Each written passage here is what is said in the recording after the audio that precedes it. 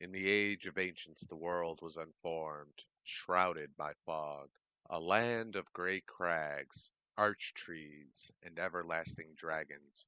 But then there was fire, and with fire came disparity, heat and cold, life and death, and of course, light and dark. Then from the dark they came, and found the souls of lords within the flame. Nito, first of the dead, the witch of Izalith and her daughters of chaos. Gwyn, the lord of sunlight and his faithful knights, and the furtive pygmy, so easily forgot. With the strength of lords they challenged the dragons. Gwyn's mighty bolts peeled apart their stone scales. The witches weaved great firestorms. Nito unleashed a miasma of death and disease, and Seath the Scaleless betrayed his own, and the dragons were no more. Thus began the Age of Fire, but soon the flames will fade, and only dark will remain. Even now there are only embers, and man sees not light, but only endless nights. And amongst the living are seen carriers of the accursed dark sign. Yes, indeed, the dark side brands the undead, and in this land the undead are corralled and led to the north, where they are locked away to await the end of the world. This is your fate. And we did that entirely in one take, right, Andrew? Kind of close. Stop Dude, making me look like a that fraud. if that does not get you worked up, I don't know what the fuck will. You just need to take your life out of gaming. If that's not going to get you worked up, that is like word to the wise. If you listen to that and you just feel calm, just step away from gaming. Obviously, like try out archery. Like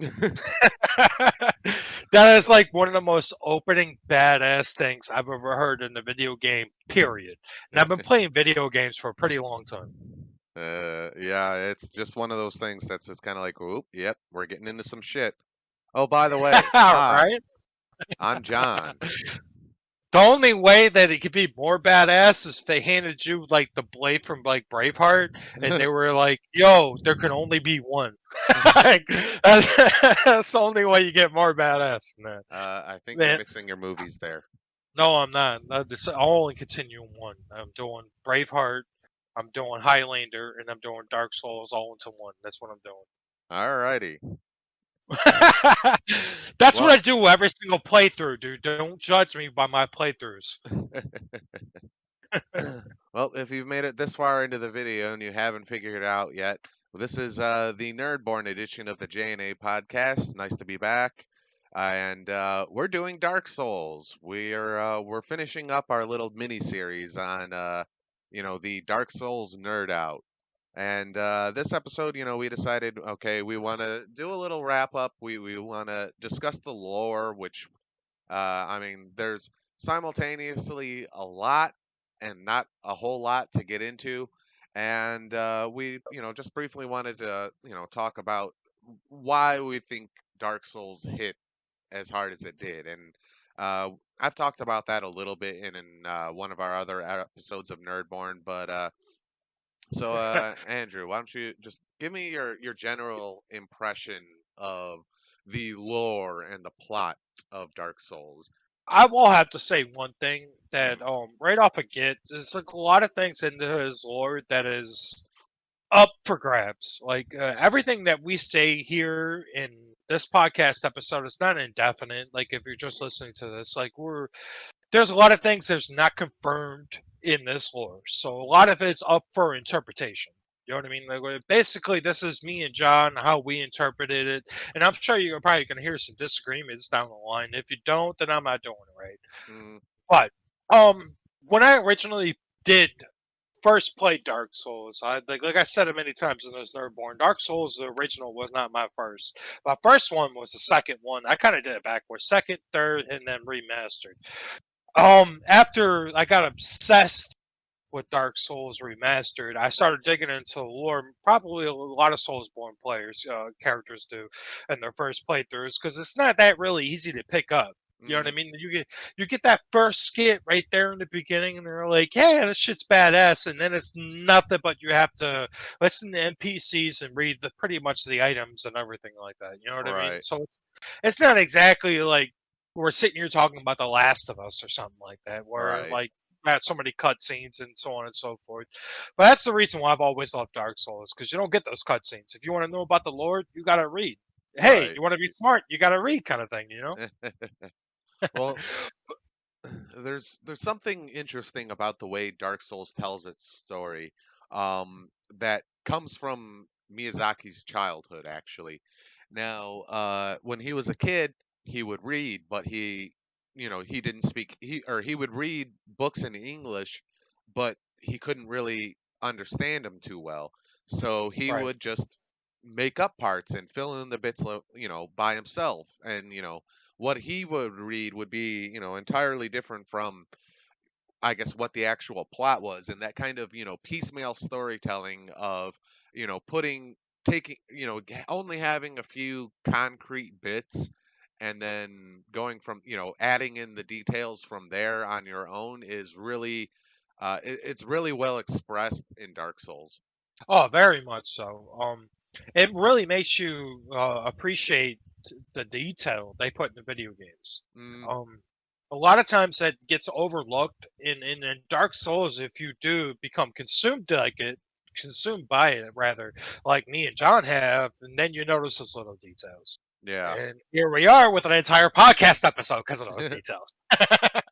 But like I said right there in the fucking beginning, like it really does capture you, like Yeah. right there from the get. Like if that opening is not epic, I don't know what isn't epic. Like that, like when it comes to nerdom, like that is like it's about as epic as you could possibly get. But along with it, what you just said, and with that opening, there's a lot up there that's a kind of. Eh, up and how would you put it, like not up in flames, but up It's for am- interpretation. Yes. it's ambiguous. Yes, yes, exactly. Thank you. With the smart word, just saved me. But what about it that captures me right from the get go? Obviously, what should capture everybody is just the war they raged against the dragon. Yeah. You know what I mean? I mean, obviously, that's gonna be like this the big thing that picks you up with the fucking cutscene that you're watching. If it isn't, then maybe you're Stevie Wonder. I don't know. I don't know. I think even Stevie Wonder would hear that and be like, "Oh, that sounds cool." Right? Hey, there's lightning, right? And they're Yeah. striking the dragons. Stevie Wonder, you could see the whole time, couldn't you? But yeah, that's obviously the part that took me by it. It was Gwen's like lightning against the dragons. You know what I mean? Like Right. to me, that was like, okay, there's some serious shit going on here. But I am curious before we tick off into this lore. Uh-huh. What do you think they meant before there was light? What do you think was there? Uh, that's it. Like the whole thing is, we go from stagnation to not stagnation, and it's worth pointing out that spoilers. This is reaching a little bit more further into the series, but um, if Gwyn hadn't linked the flame and prolonged the Age of Fire, uh, the world of Dark Souls would be doing like cycles of stagnation, I think. Uh, Like, okay, or the the land was basically dead. There were just arch trees and dragons that didn't fucking die. So time was kind of stood still. It uh, was locked. It was stagnant. And then, you know, fire happened, and that was a case of change. And uh, if Gwyn hadn't interceded and linked the fire, then I think we would have had the Age of Dark, which would have led to another Age of Stagnation, and the cycle would have repeated. Like, uh, um, I know we're trying to stick more to just the first Dark Souls when we're talking about this. We're not, including Dark Souls 2 or 3. Um, but I really do think that that's it. Really, it was. stagnation activity. Like cycles come up a lot in Dark Souls, and I think that's kind of how things would have progressed. Yeah, they actually do a really good job of doing that too. Yeah. Yeah, I think that's very well said too. They definitely do hit cycles when it comes to Dark Souls, but at the same time, like they started, it was almost like the flame popped up. Here's a new cycle. Yeah.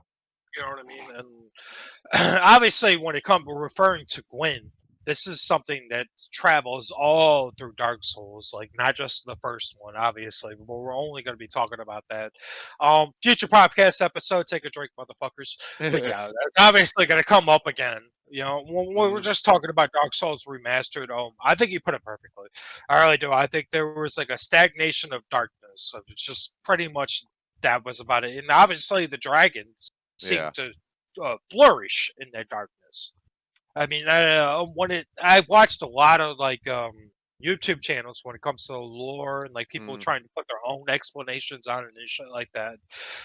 However, but the stagnation before the flame showed up to me was just as important as an entire story. To Yeah. me, at the very least, you know what I mean? Like the flame wasn't here, obviously the dragons must have flourished because the minute that the flame showed up, the dragons did not like it. I mean, like, so like, there's obviously got to be something there that is not obvious talked about more, and that's the reason why I asked you, what do you think it was like? I think the only thing I could really add on to it is like how I said is how the dragons flourished under that darkness. They loved it, which probably the reason why Seath the Scaleless didn't love it. He's like, you motherfuckers got scales. Like, y'all warm. I'm not. There ain't no sunshine in this bitch. It's too chilly in here for this shit. I'm just gonna betray my people and genocide an entire species. Well, if you want to speak negatively, the guy I know. did help without a lot. I'm just saying. Let's face it. The whole the whole of Dark Souls' story could have been averted if someone would have just gotten Seath a fucking sweater. A turtleneck, something, right? Yeah. Get him some little fucking feety socks Uh, for his butt tentacles and yeah. fucking roll it out. Then that dude got one bonfire. He was sipping on some cocktails, and he was like, "You know what? Fuck the dragons." Oh, and then that's it. He spends the rest of his fucking existence until we murder him trying to be immortal. Well, realistically, we're just trying to learn his spells, but he wanted to be such a dick about it. Eh, it didn't have to go that way, Seath. Yeah, yes, absolutely. Mm. But one of the things I did want to bring up about this lore, like obviously there's a lot of things that you just said in the opening that are just pretty much like saying dunk. There's like nothing Right. about it that's really like controversial. But one thing I do think is controversial, I do, Uh is huh. that who do you think is the pygmy? Who do I think the pygmy is? Yes. Uh, well, I kind of think that's it. I don't think that the pygmy was anybody in specific. Uh, like, like part of the So easily whole. forgot. Yeah, so easily forgotten. Well, like, here's my idea.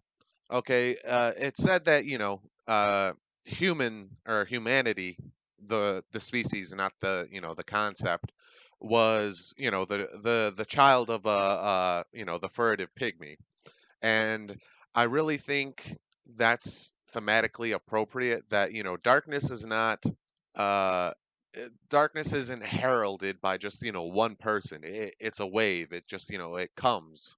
It spreads, and I think having humanity be basically the avatar of darkness in Dark Souls is really thematically appropriate.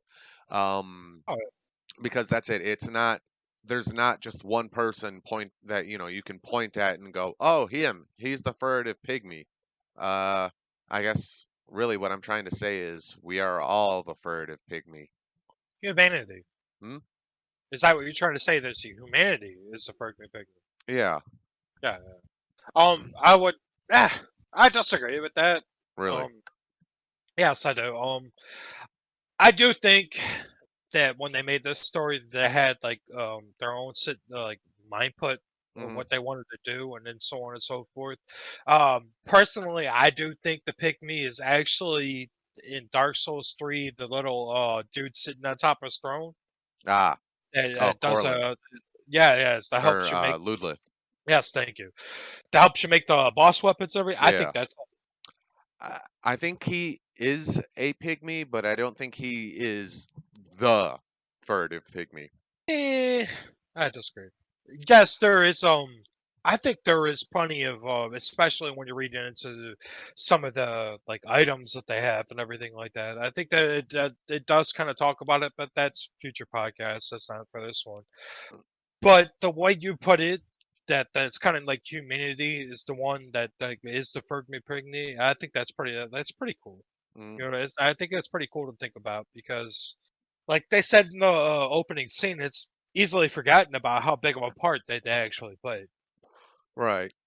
You know what I mean? Like, I don't know, for some reason in that opening cutscene, Uh, it was the one that grabbed me the most. Even like right from get before I even played 3 and everything, mm, I'm like, why is this like? Because that's the way Dark Souls is. You know what I mean? Like they want you to pay attention to the flashy shit and don't want you to right. pay attention to like this thing that's hidden off in the corner. And I always thought that they meant it like as a future reference to mention that pygmy, but they never did. So Well, I you mean, know, that also kind of goes into the so easily forgotten thing. I And suppose. I think they wanted, it's funny because they kind of highlighted how important the pygmy was, or is, or was, whatever, by how unassuming, it's presented. Because, you've got fucking, like, when you're going through the cutscenes, you've got this fucking multi-masked skeleton guy in a bathrobe, just spreading death all over the place. You got fucking the Witch of Izalith, and her daughter's fucking you know giant ass firestorms. You've got fucking Gwyn throwing lightning bolts at goddamn dragons, and then you just got this little shit holding a little fire, like, hey, what's up? And I I think like that's how you describe Nino as like a guy wearing multiple masks in a bathrobe. yeah. That's not how I described him, but hey, yo, I'm not hating. Well, I mean, let's face it. Nito is basically just a giant ass pile of corpses wearing a bathrobe, Spreading plague. spreading the plague. That's that Yeah. that's just the stank from his undercarriage. He got some Basically, bad how ball you sweat going on. basically for people who have never played the game, if you want to picture Nino in your head, just basically picture 100 people describing what the plague looked like back in the 1500s, and Yeah, then we take each and every one of those compiled drawings and we put them into one. That's Nino. yep, that's Nito. Fucking a. I can't be the only one that skipped everything to go get his great sword right from the begin with, just a one shot every single boss. Mm, I never did that. That's a run you never did, then, my friend. Eh. Yeah, right from the beginning, if you really wanted to, you can run right past the was it the skeletons combs of what is it called? The catacombs. Yeah, the catacombs. You can run right past the catacombs, get down into the little grave to Mm. go see Nino, and yeah, and get his great sword right in the beginning. Oh, okay, yeah, I see. Yeah, and you pretty much just one shot every single boss up until like midway, if you're doing strength though. Okay. Well, gameplay stuff aside, um, there's something that I really appreciate about, I guess, the plot of Dark Souls is that it's terribly simple, but it's like it's so deep. There are so many different little rabbit holes you can fall down. Like each of the characters that and there aren't a great deal. Don't get me wrong. There's only what, maybe 12 people with speaking lines, and even when you start getting into the bosses, like there's if you just looked at Dark Souls from, the surface level, it's like, okay, the world is fucked. So Sir Protagonist have to go kill a bunch of guys to unfuck it, and then at the end of the day, and then at the end of the game, you choose whether or not you want to do a Tiananmen Square cosplay. Right. Um, but Well, that's that's a beautiful thing about it, isn't it? Oh no, that's what I'm saying is that's it. It's beautiful that just you can conceptually understand the plot, like it's not very complicated on the get or from the start of it, but when you start really once you just kind of scratch the surface a little bit, there's just it's a bottomless pit. It that yeah, it really is. Without saying, it's you think this you think one line means one thing, and then you start reading items, Hmm. and you're like, oh, then you're like, shit, it means something completely different. It, It's not like everything's cut in stone mm, as soon as you like have the opening scene. Like I'm sure many people's first playthrough with the Dark Souls, they just pretty much played the game. They really didn't know shit about it, and then you replay the game because it has so much replayability. mm, But you replay the game, and the next thing you know, these items that you're picking up have certain, especially boss items, have certain stories to them on their own. yeah, and I You know what I definitely mean? think Dark Souls is a game that's it's a lot better on the second or the third time through rather or than on Oh the yeah. first, because the Oh first yeah. time you're that's it, you're getting just smeared across the wall, so you're scared, the world is spoopy and Yeah. dangerous, and then you go back through it, you're a little more familiar with it, where some of the bullshit's coming, so you can uh your or the amount of attention that you're spending, trying not to die, starts noticing, like little details in the world, and then you start looking through other things, and it's like, oh, Yeah. hey, there's more. That's it. Yep. Like the first playthrough is just kind of, gliding across the surface, and the second one is you just start scratching away a bit at it, and then you have a career on YouTube, delving into the lore.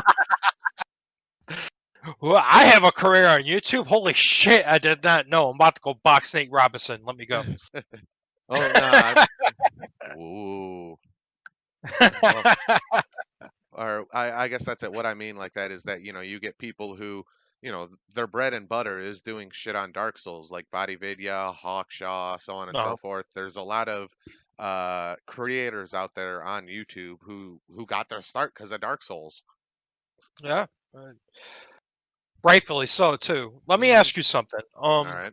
What would you say to somebody that just watched that opening scene, no history in Dark Souls, and about to open it, and they played that? What's the one thing you would tell them to truly pay attention to? The environment.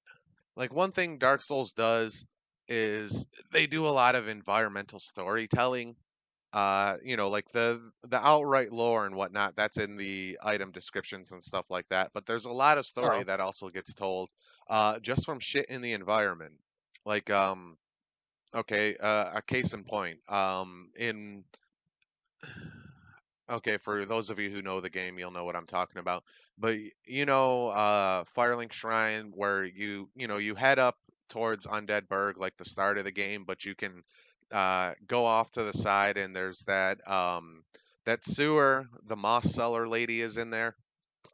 yeah, yeah. Okay, well, there's a rat on the other side of it, and the first time you kill it, it'll drop a twin humanity, and there's a corpse there. And when you kind of all put it together, uh, that corpse is got like its arms crossed across its stomach.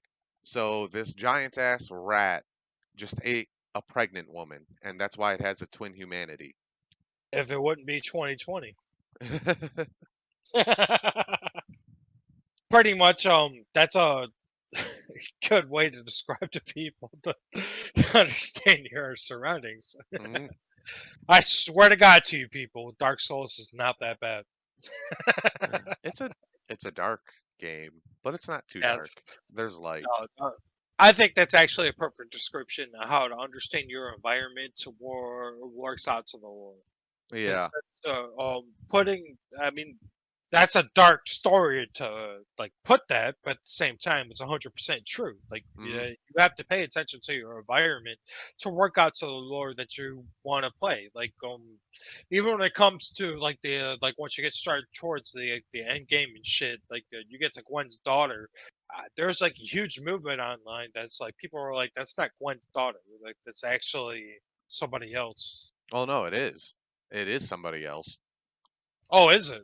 Yeah, or well, okay, it's a representation of Gwen's daughter, but it's Gwendolyn making a projection. Oh, okay. So there you go. Mm. So yeah, that is actually a thing.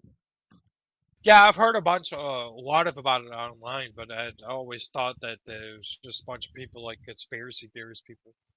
Nope, it is actually a thing. Yeah, so there you go. Pay attention to your environment, though. Yep. So I would pose the same question to you. Okay, what would you tell somebody after, that's it, they just seen, the intro? What would you tell them?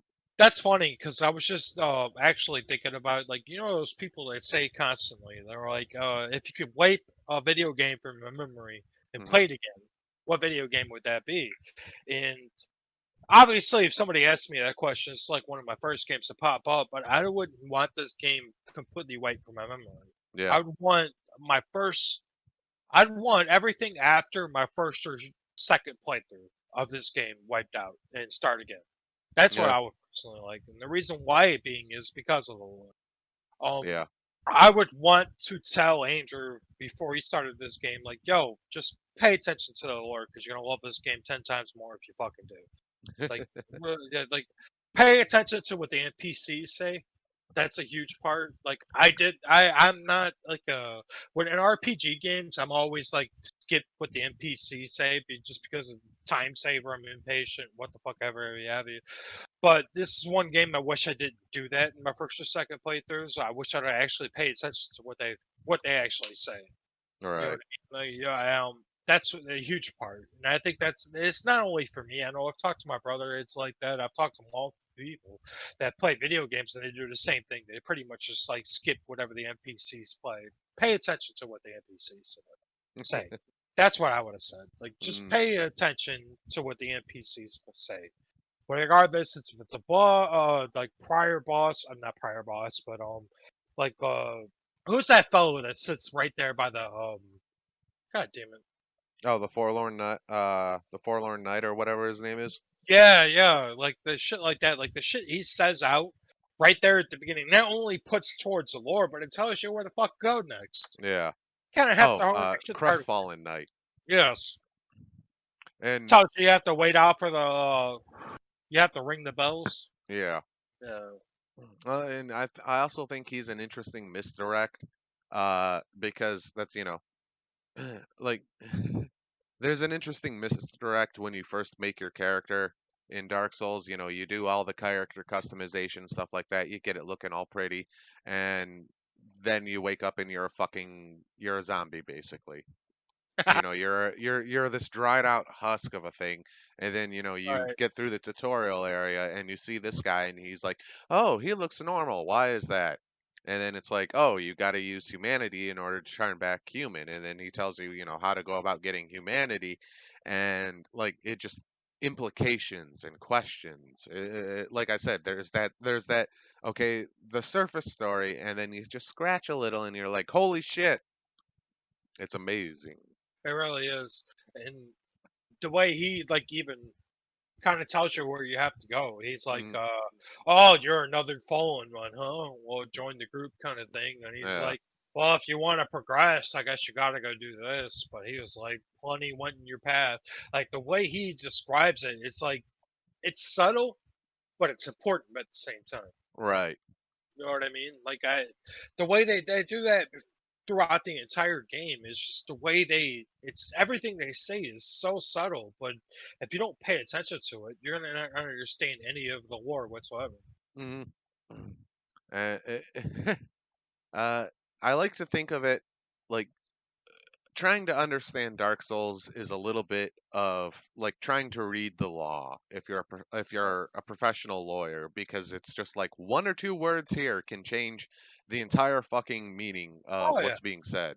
oh yeah, definitely. Especially like I get curious because I know a lot of people that listen don't know, but John actually speaks fluent Japanese and can read the language. So I get curious if you play it like on a Japanese version, is it any different, the lore?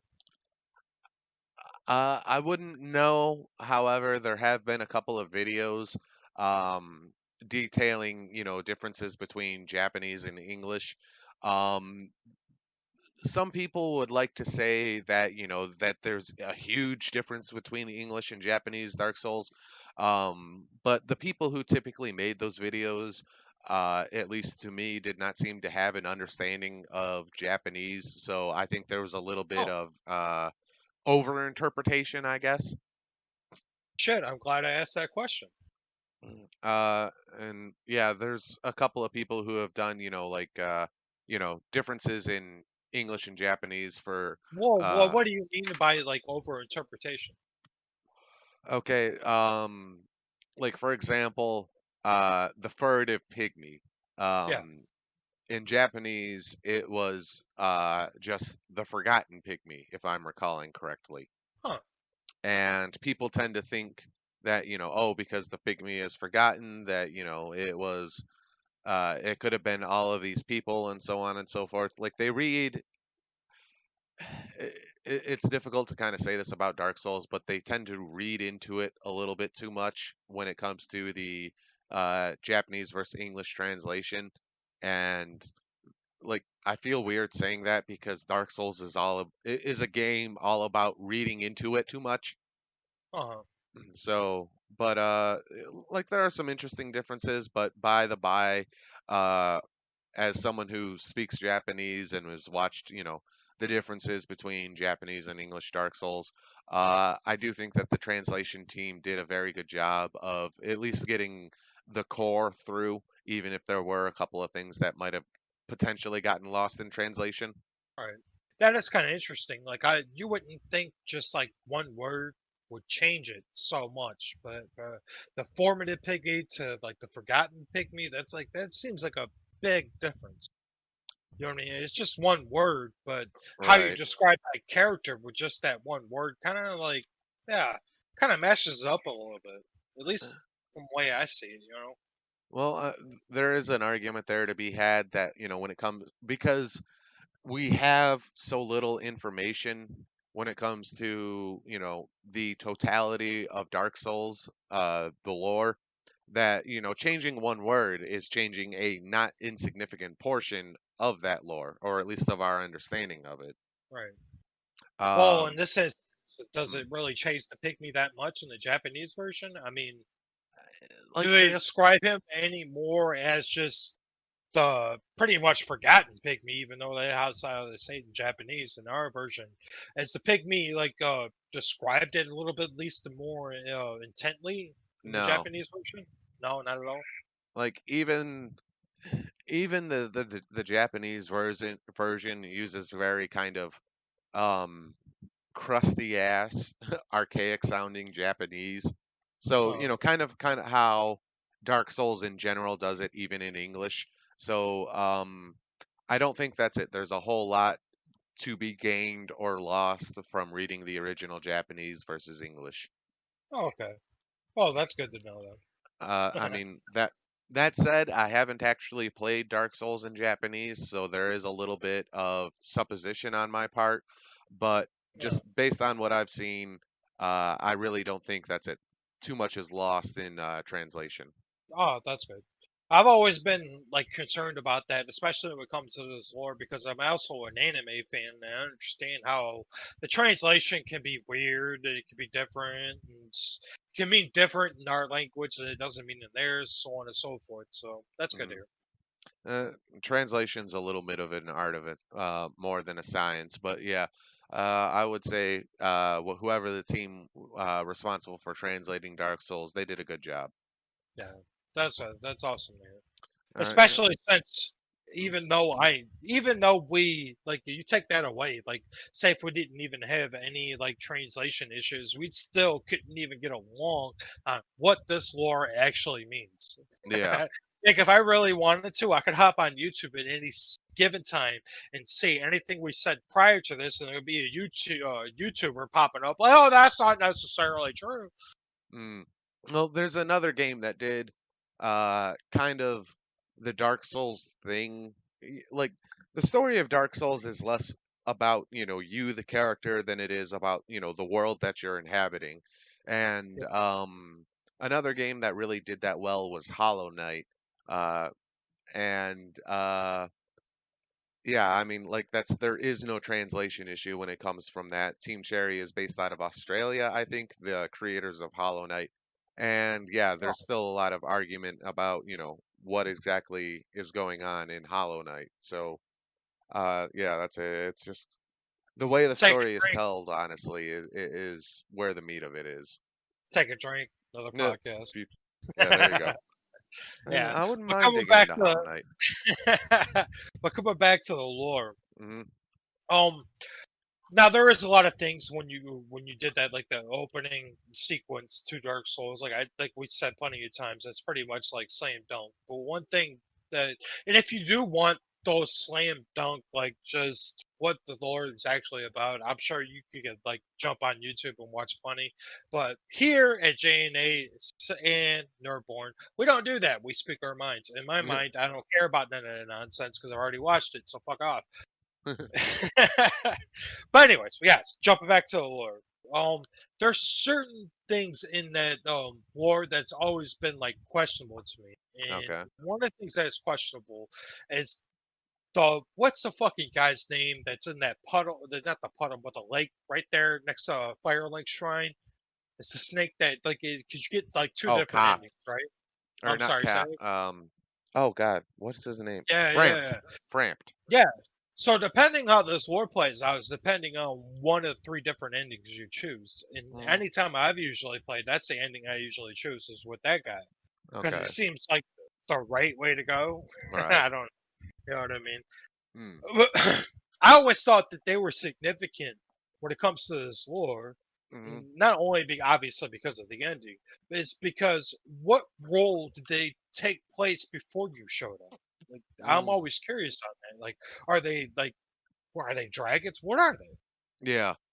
And I do believe there is actually a couple of videos targeting them specifically about, who are the Right. serpents. Like, there's not a lot of information on them. Go figure. No, I know. That's the reason why I brought it up because I'm Mm. curious of what you think about them. What do you think they are? Hmm. I know, deep question, right? Okay, well, I'm gonna be reaching a little bit here.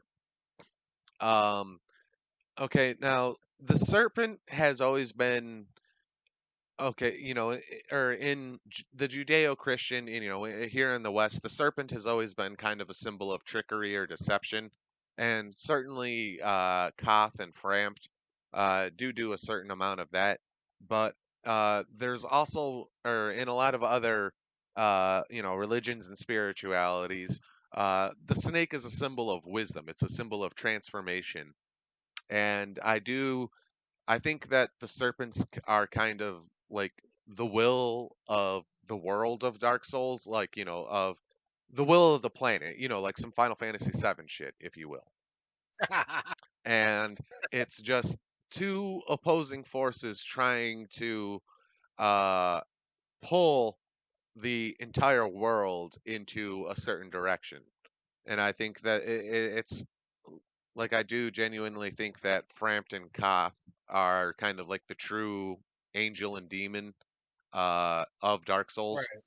That's it. Um. They're trying to steer the player's morality.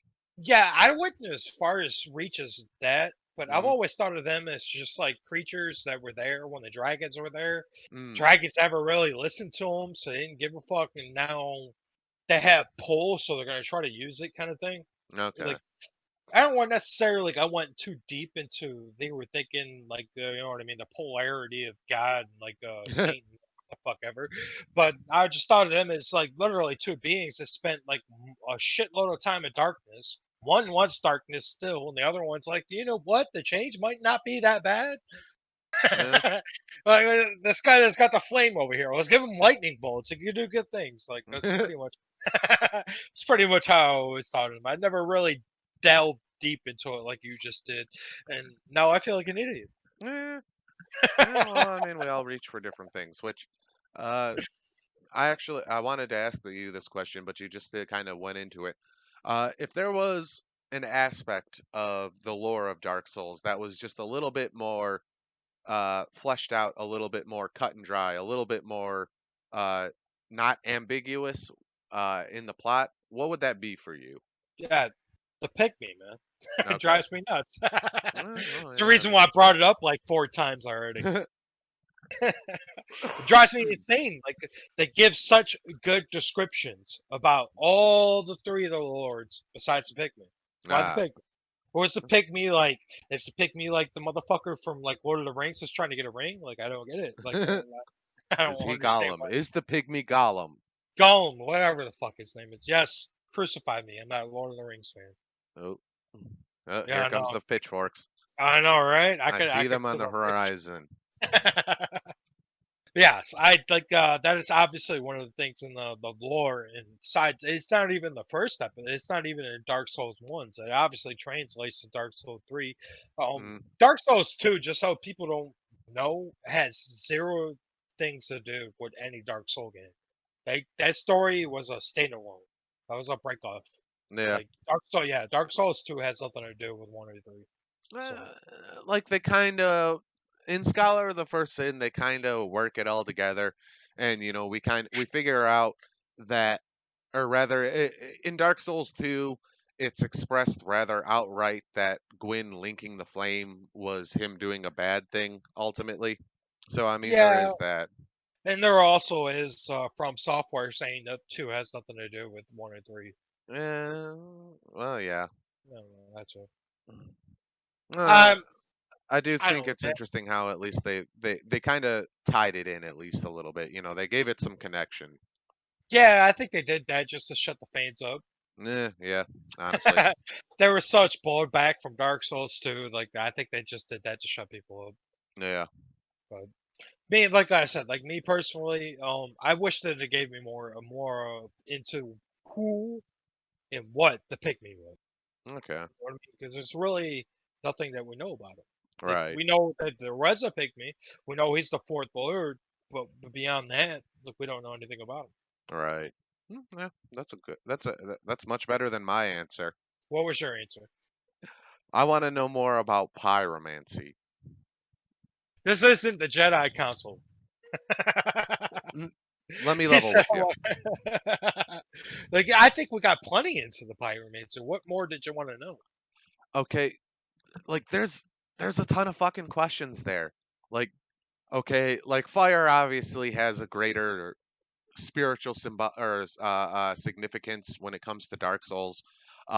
So like, okay, it's said outright basically that pyromancy is distinct from any other practice, and like we know how miracles work. We basically understand that sorceries are fucking magic, and then pyromancy, all we're told is, hey, make a fire.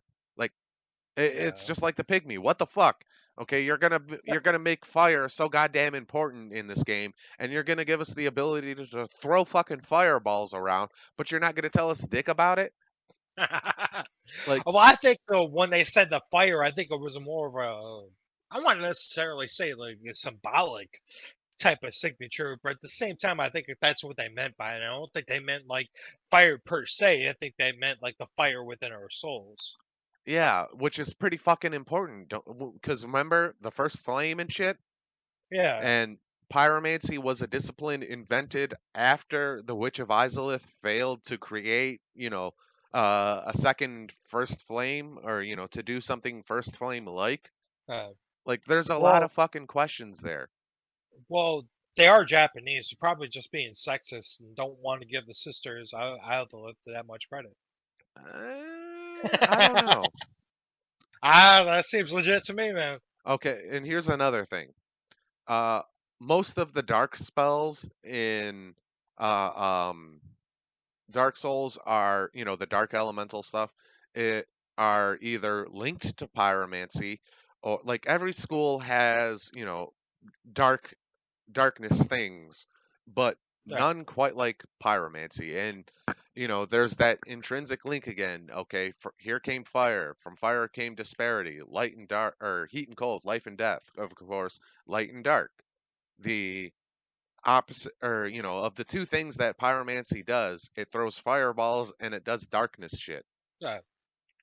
Well, that's maybe the reason why they broke off from just pyromancy to dark pyromancy. Maybe there's Eh, two sides to it.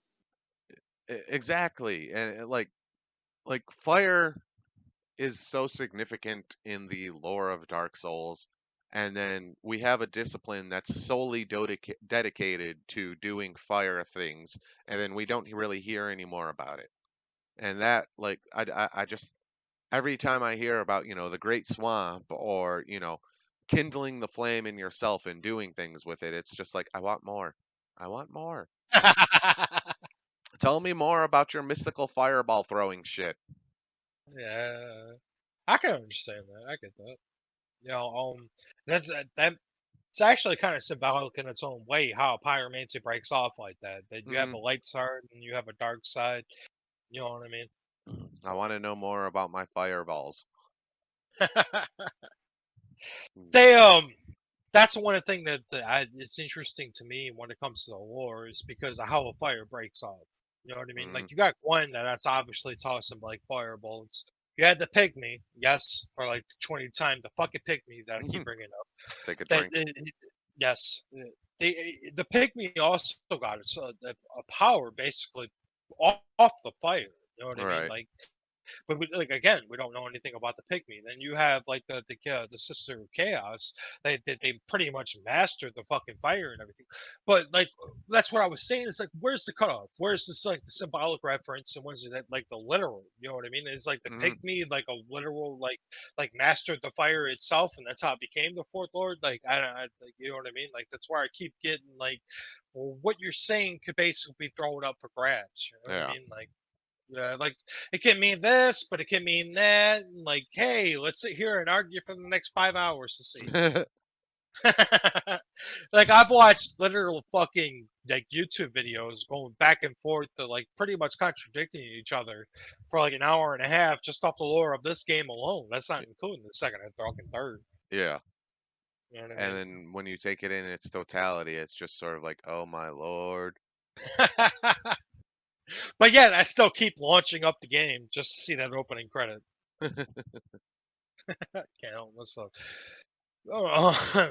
I thought they did Hmm. give decent backstory to it. At least the pirate. The one thing that always bugged me was the the story of Gwen. Like the story of Gwen is like complicated as fuck when it comes to this fucking Dark Soul. There's just the original, the remaster, or the original, what the fuck ever.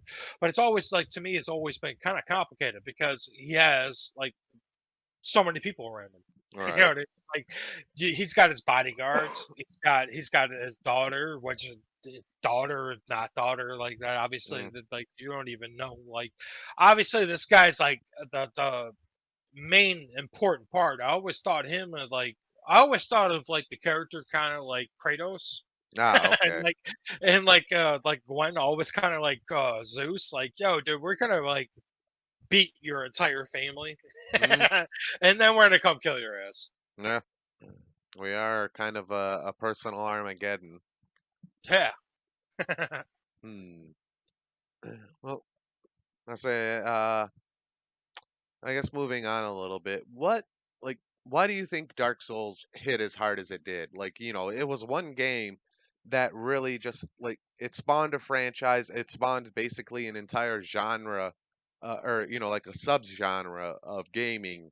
And we've talked about this a little bit, but that's it. Why do you think Dark Souls happened? Like, why do you think, Soulsborne became a thing? I think it really is the challenge of the game. Hmm. Um, you said this on a previous podcast that we had. I can't remember exactly what episode, but when you pretty much said that like the video games just became play to win. Like you Yeah. just literally played the game and you could win it. I think Dark Souls like stopped that, and Mm, I think them not only for what they did, but what they did for the gaming industry, because that's the way it was headed. Like you pretty much just played the game and you won. Dark Souls was like, no, we're gonna like kick you in your teeth, and then they're gonna shove you down in your grave and like kind of piss on you a little bit. all right. Like, I think that's the reason why Dark Souls became the genre that it is now, is because it was hard, and Mm, we got so used to easy games, and then here came a game that's not only hard, but when you die, you lost all the experience that you got. You have to get to that spot before you do, and next thing you know, you ain't getting it back. mm, It almost became like a video game kind of like roulette. You know what I yeah. mean? Like, hey, here you just want a big cash of like 30,000 souls. If you don't get back to that, you're gonna lose them, and the next thing you know, you lost them. So the gamers are like, hey, we want to get that back to that point. You know what I mean? I know for me personally, when I play the game, sometimes I do that. Like, I'll like rack up a bunch of fucking souls just to have them. It's kind of like a rush. You know what I mean? Ah, okay. That's the way I've always did it. Mm, mm. Uh, What about you? now, okay, like that is my main stance on it, but I'd also like to, or since you said that, I would like to pivot a little bit. And Dark Souls, okay, yeah, are. Hey, maybe I should organize my thoughts before I talk, like I'm a fucking podcaster or something. Anyway, uh, I'm stuck in this entire episode. I don't care. well, like okay, yeah, Dark Souls in terms of gameplay, that's it. You had to work for it, but I think Dark Souls is the first game that really kind of leaned in on ludonarrative synchronicity, which is uh, what that it means is the things that you, the player, experience are the same things that the character that you're playing experience. And I mean, of course, there's something to be said that, you are this little pissant and you're taking on literal gods and shit like that. Of course, yeah, that's a thing. But like the world of Dark Souls is a dark, dying, dangerous, decaying, and other words that start with the world. Like the world's fucking brutal, and surviving in that world is like the only reason anybody can survive in a world like that is because they literally don't die. You pop back up at a bonfire when you die. Yeah. If it wasn't for the fact that you had unlimited continues, Dark Souls would be almost impossible. Oh yeah. And that's felt not only by the play or like that's the character that you play, that's their lived experience, and you get that as the player. And like I once or said about environmental storytelling, there are all of these details just out there in the world that if you weren't paying attention, you wouldn't notice. And in Oh very yeah. much the same way that Dark Souls makes you, work for your victory, it also makes you work to understand it. And I think that's something that really resonated with people is that just this whole experience of this is a brutal bullshit world, and you fight against it, you succeed against it. Like that's it. When you win in Dark Souls, it feels earned. Even when you're doing Especially, it the 50th time around, it's still it's not easy. You still gotta you gotta be sharp. You put the work into it. Otherwise, it's gonna kick you in the teeth. yeah. Especially when it comes to gamers.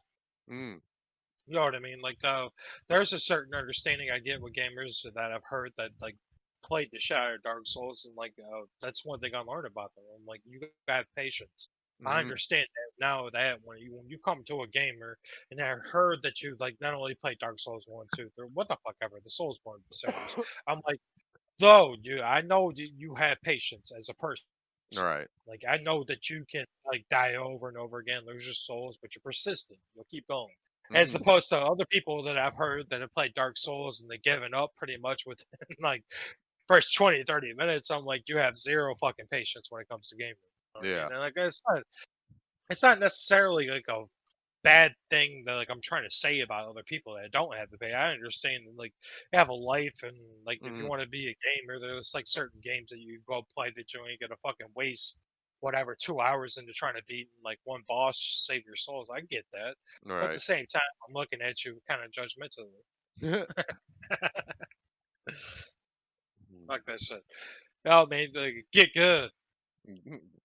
Uh, that'll be Dark Souls' lasting legacy. Good or get good. For real. But another thing I think it really took off is that, like, in terms of just games in general, it's so, like, especially from a lore standpoint, it's so different. Like, Oh, there are a lot of mechanics in there that we've seen in other games, and of course, it's not necessarily innovating there, but it's also taking them and kind of at bringing them to a mirror shine, and uh, like okay, I'm probably gonna get some heat for this, but Dark Souls at its core is a hack and slash. It's you run through it, you whack some guys with a pointy thing, and that's how you do. But we had never seen a hack and slash where precision was really important. Usually, you hit the fucking button until everything dies, and then you move on to the next pack of things, and then you hit the fucking button some more until everything dies. Repeat until the credits roll. Dark Souls was the first time where it didn't feel like you were just, running into a pack and hitting a button. You had a toolkit, you had a move set. In a certain way, it almost felt like or individual encounters kind of felt like fighting games where your attack was, or your dodge roll would take you this far, your attack could reach this far. These are the moves that you had in order to deal damage. unless you were doing like a mage or like a Well, even then, mage, because yeah. Unless you can sit back and cast your spells, yeah. I mm, mean, also I would like to say that it did its best of making you commit to a build. yeah, Like you not only had to understand the build that you were doing, but you had to know what went well with that build. Like it wasn't just like it would do. Obviously, like Dark Souls came out in 2011, so I'm talking about everything prior to that. But when in most RPG games, it was like, okay, I wanted to be like a fucking damage dealer, so you just pick up a big sword and you like basically slash away, like you were saying. In hmm Dark Souls, it's like, no, that's not gonna work, buddy. You either memorize this boss's little move sets and roll, or you pick up your ass a fucking shield. mm, It made you do that. Like it made you work to your build, and it made you learn the build too. yeah, Because I played plenty of RPGs prior to fucking Dark Souls, but like when I started Dark Souls, I didn't understand really what a fucking like a sword build was completely. You know what I mean? Like hmm I put on the fucking like the sword and the heavy armor, and he roll all fucking slow, and I get tagged up on the fucking second to third boss, and I'm like, maybe I have to learn my build a little bit better. Like I'm saying, it's teaching you patience. Like you have to learn to right, play.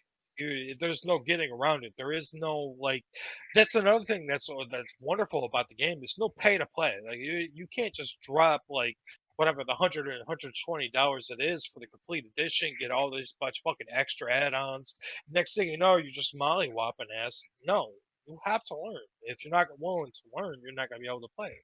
hmm You know what I mean? Like you have to learn to adapt to whatever fucking there's even bosses regardless of how fucking strong. Let's say me right now, I'm gonna go build a two-hand build on Dark Souls, right?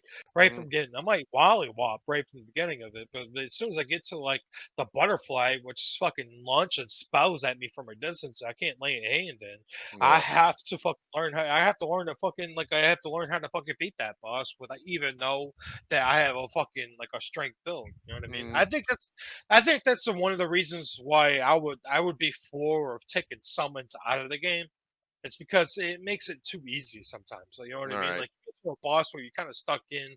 You summon two OP ass people to fucking come beat the boss for you. You really don't. You're not learning. You know what I mean? You're not actually beating the boss. You're summoning other people to beat the boss for you.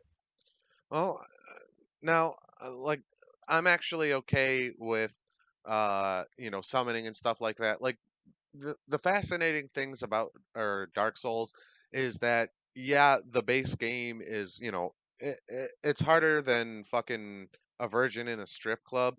But when uh, like there's a lot of ways to reduce the level of difficulty. You have items, you can just straight up grind, you can summon people. Like and I am all for uh basically ways of making the experience easier for people who might have an issue, because that's it. Dark Souls is it's an incredible experience, and I'm of the mind that the more people who can have that experience, even if they don't have to work for it as hard as I did, because when I play Dark Souls or any Soulsborne game, I don't summon no one, I don't grind, I don't like other than healing items in Bloodborne, I don't really use items.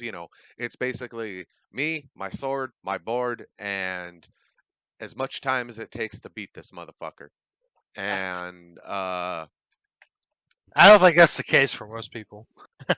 well, okay, well, a- as you guys do, that's it. It's nice that there's a certain level of difficulty customization when it comes to Dark Souls, and I am really a fan about that. And you know what? Since we're doing the Dark Souls wrap up episode, let's talk about an issue that has circulated around Soulsborns and around the resurgence of hard games in general. Do Yeah, you that's pretty much that's picked up. Well, here. Do you think Dark Souls should have an easy mode or an easy difficulty? See, this no. No, I do not, but I'm gonna fucking talk why I don't think it should. I think there should be two modes to Dark Souls. I think there should be the easy mode, which is basically you be able to summon people to fucking help you, and I think there should be a hard mode where you don't be able to summon anybody. I think it Okay. should have that. I think it should have those two. Um, Well, I mean, but it kind beyond of that, already has that. fuck no. Beyond that, fuck no. Okay. Well, I mean, What? it kind of like summoning is an optional thing. You don't have to do it. So, um, No, but it's there, and also the invasions. Like, ah, say if you want to play, like this is when Dark Souls is on a poppin'. Like, I could play Dark Soul remat, like basically any of them right now.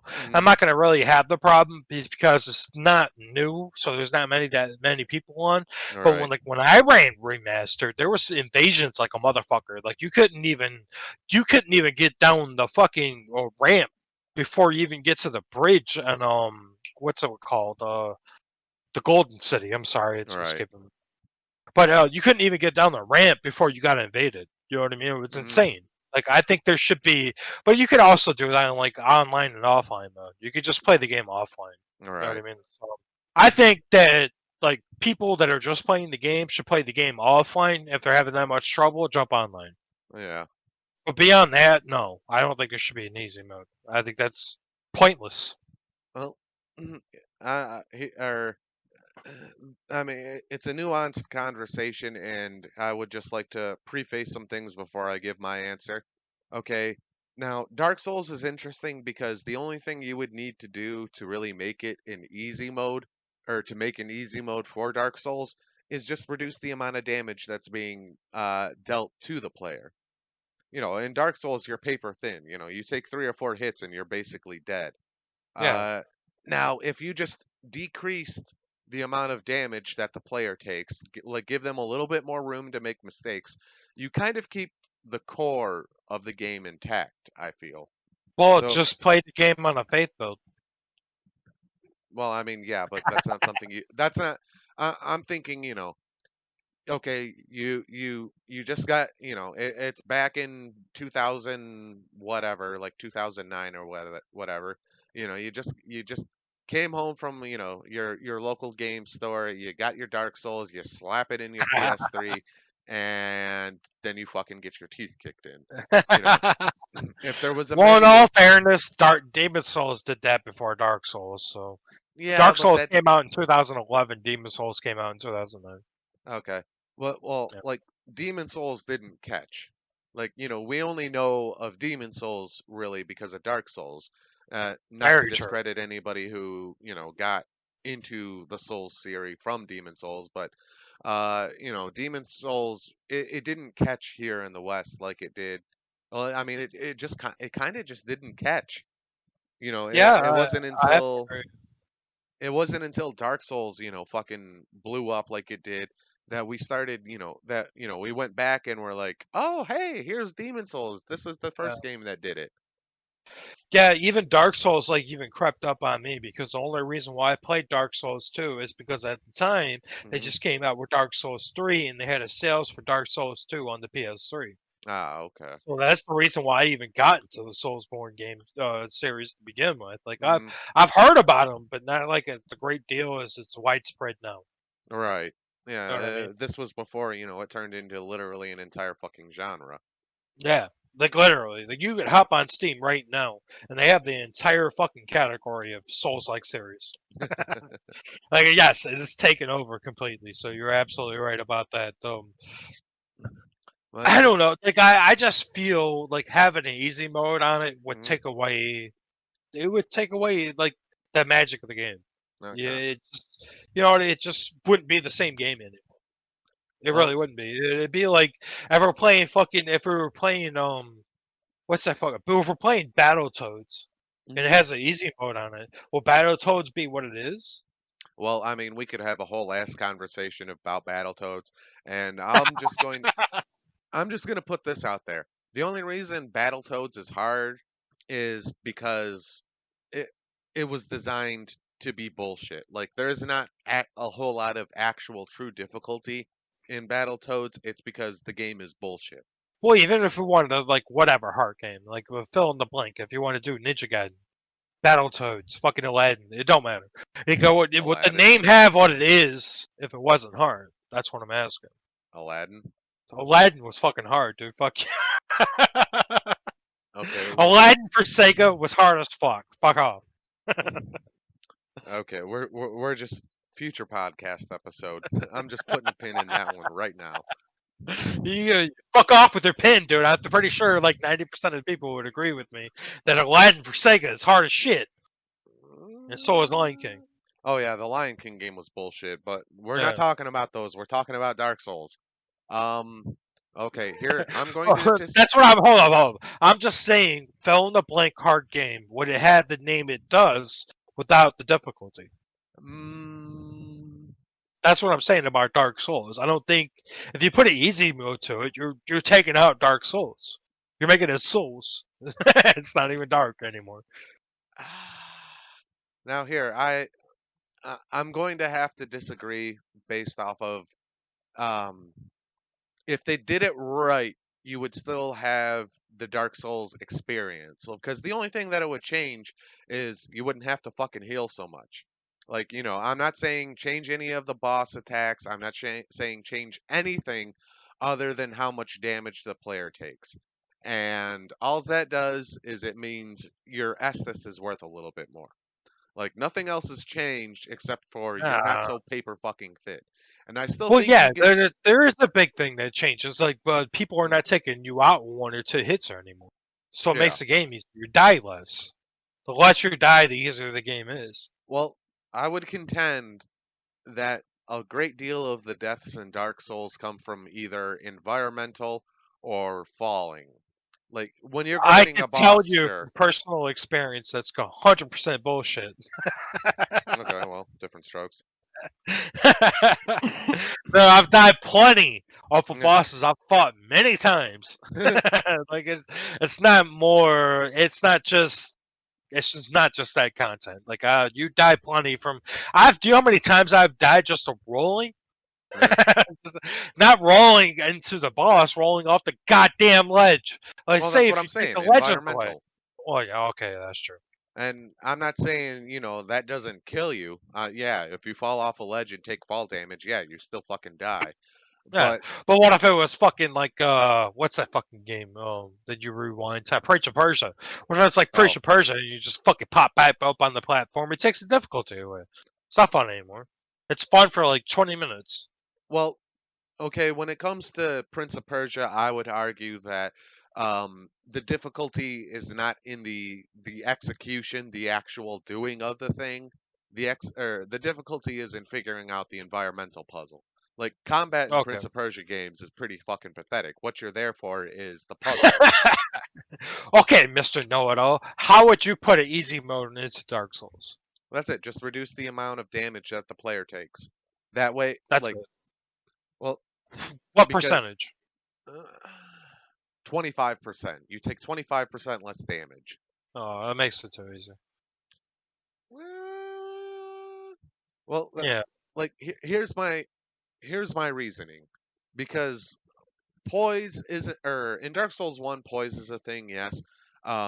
But if you get hit by the boss, 9 times out of 10 you're going to get knocked out of your attack, or you're going to get knocked on your ass. So basically you're just living longer, but if you're just, running in there, smacking it willy-nilly, not afraid to die, the boss is going to smack you in the fucking jaw, and you're not going to be able to do any damage to him. Well, Now, no, it's giving you damage absorption while you're able to learn the boss's attacks. yeah. Because that's the biggest thing with any boss in Dark Souls. You have to learn its attacks. So if you're hmm able to take more damage absorption, then it makes it easy. Well, here's the thing though. Like I said, if you get hit by the boss in a Dark Souls, um, your attack gets stuffed. Like you can't just run up and whack the fucker because he's gonna smack you against the wall or something. So you're not doing any damage. So the more you get hit more, and therefore still die until Uh, you start learning the boss's attacks, learning where to roll, so that way you can start hitting them. It actually okay. kind of changes it to Dark Souls being a more aggressive game rather than a patient one. And it's Would kind of like you? what they did with Bloodborne. They made it more aggressive Yeah. by giving the player more invincibility, more healing, and it's still hard as balls, but you know Uh, from a technical standpoint, it is easier than Dark Souls 1. would you change anything about them losing experience when they die No. or souls? Like Okay. the only thing that gets changed is, okay, the player has, an extra 25% health, or they take 25% less damage. Those are basically the same thing, but I digress. It's just give the player more chances to make mistakes. And then you still Kind get of the like whole what they did Dark with. Souls experience, but it's a little bit instead of it being a sheer fucking cliff to climb, it's, just a very steep slope. Kind of like what they did with Sekiro. Right. Yeah, no, I disagree with it. Fuck that. Get your teeth kicked in. Get your teeth kicked in like I did, you motherfuckers.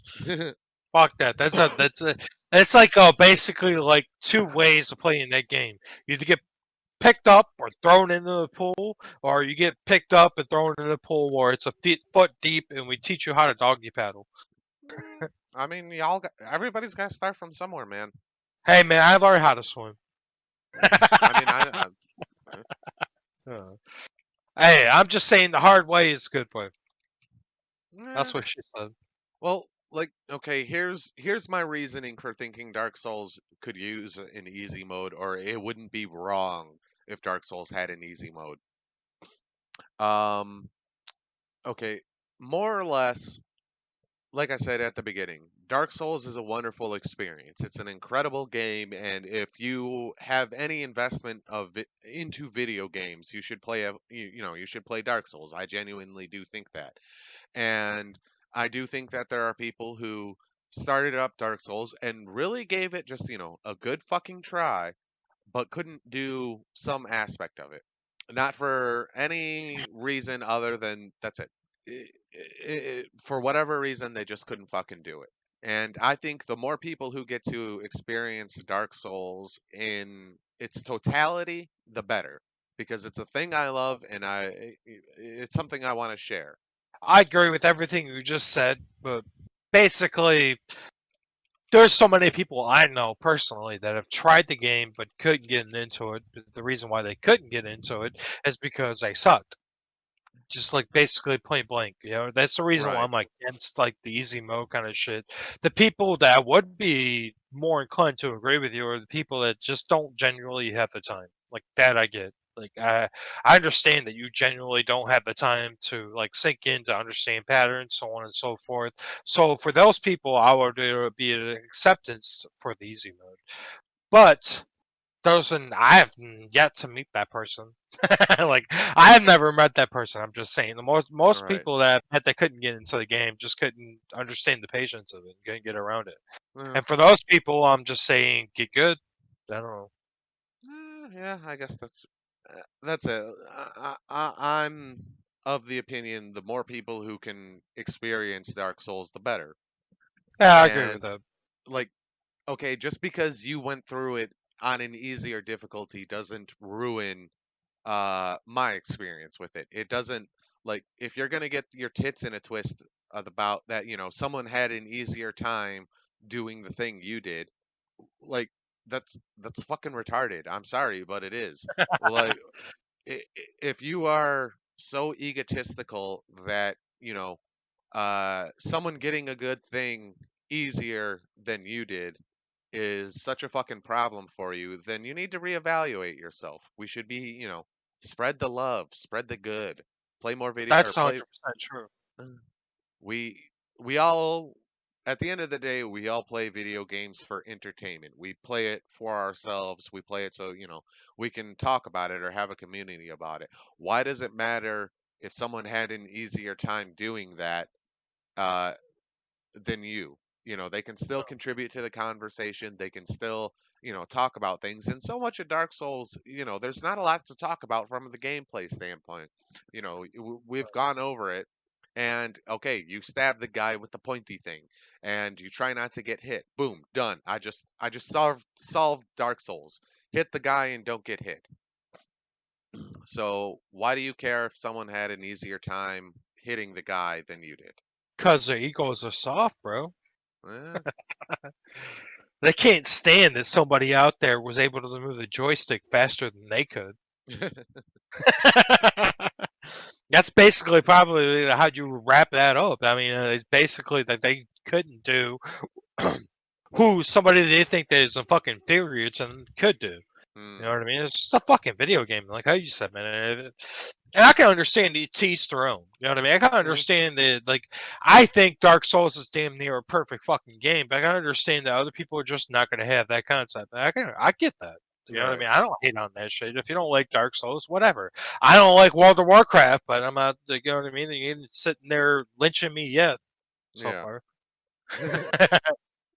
But that's the way I've always viewed it, man. And I hope other people view it too. Like gaming's gaming. Like Yeah. whoever games on whatever, man. Gamers got each other's backs, and we always will. So don't hate each other too much out there, because 2020 is a bitch. Yep.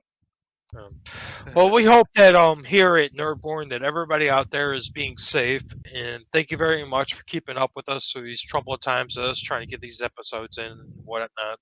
Um, we understand that it's 2020, 2021's right around the corner, people. So don't worry too much; those monoliths will go away eventually.